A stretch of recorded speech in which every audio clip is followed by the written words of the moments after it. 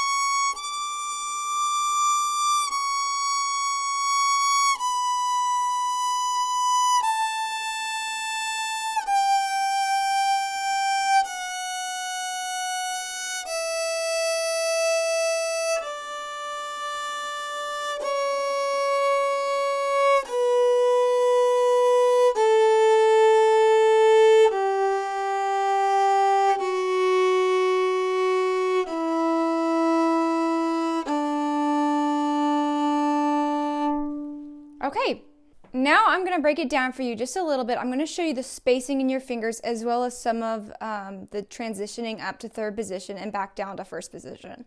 So here we go. You're going to start on your open D. Then go ahead and put that first finger down where your tape would be. If you have a tape, it's going to be on your tape. Second finger is also going to be on that tape. And again, that third finger is going to be on that tape. It's going to be touching pretty much your second finger. So it's just a half step, not a whole step like your first and second. It's just a half step. Then I'm going to do my open A or fourth finger, either one. First finger is going to be on that tape if you have a tape. Again, second finger is going to be on that tape if you have a tape. Now we're going to transition to third position, where our third finger usually is. Our first finger is going to slide up to that position. So remember that spot, and it's going to slide up to that area. Okay? Second finger. And your second finger is going to be not touching your first finger. And hopefully you can see that spacing there. Third finger is not going to be touching that second finger. Now this is where we do have to use our fourth finger, and our fourth finger is going to be touching that third finger, okay? So you've seen before that the third finger, second finger, and first finger are not touching, but that fourth finger is touching that third finger. Now we're going to go over to the E string. Now our first finger is going to be where that third finger usually is on our E string, just like it was on the A string. Then we go ahead and play our second finger. Our second finger is not going to be touching that first finger. Third finger, again, not touching that second finger.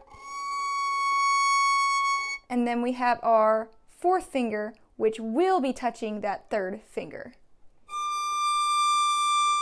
Okay, and then going back down, I'm going to show you how to transition down to first position, and once we're down to first position, you should be able to figure out where you're going from there. So going back down, just like we went up, go from our fourth finger, third, just kind of walk down, and here's where we're going to transition down to first position. Where our first finger is now, we're going to slide down to our second finger in first position. So we're going to slide down to that first position and play our second finger. And now our first finger and our second finger are going to be touching. Then open E or fourth finger, either one. Whichever one your teacher suggests. Then our third finger. And then the rest,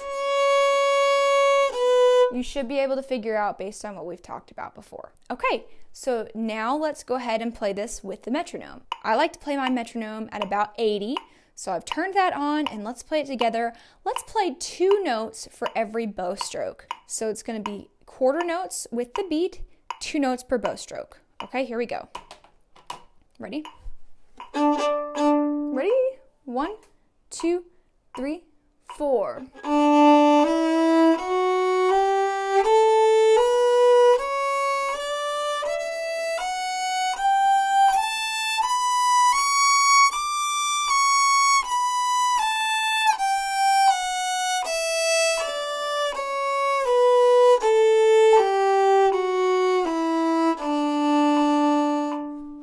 Also, it's really important to note that when you're doing scales, you don't want to be practicing your vibrato unless that's the focus of your practice. Otherwise, let's leave Otherwise, let's leave that vibrato out and try to get a nice raw sound from your violin, really focusing on your bow and how you can keep that sound nice and consistent with every note that you play. Okay, that's all I have for you. If you got through the whole video and you can play that D scale, I am so proud of you. Good job. If you like this video, click that like button and click that subscribe button if you want to see more videos like this. We'll see you next time.